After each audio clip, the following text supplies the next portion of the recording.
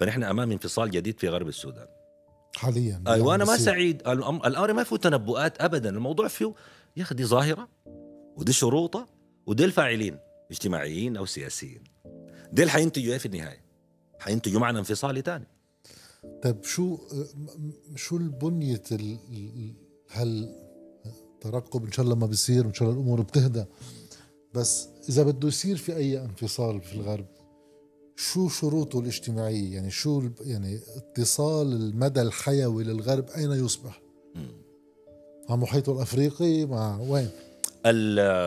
يعني المفهوم أنه دائما الانفصال ما بيحصل في لحظات الحرب، دائما الانفصال من اتفاق سياسي، ما في دولة تنفصل عن دولة والحرب ونهاية شغالة. حرب.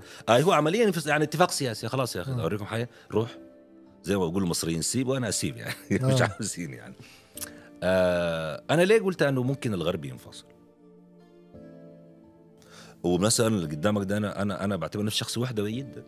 أنا كنت ضد، على الأقل موقفي الشخصي يعني، ضد انفصال الجنوب، وافتكر أنه ليست الانفصالات بحل، بل هي بداية، يعني بداية انفصالات وتفكك لا للدولة تنتهي يعني. ما بتنتهي، لأنك ما بتعالي الشروط الجوهرية اللي سببت الأول. أيوة، بتكتفي فقط بالتخلص منها كعبء، ما بتنظر لها كشروط ستظل عندها يعني قوتها وحضورها وإن تغيرت يعني الأحداث يعني وإن تغيرت.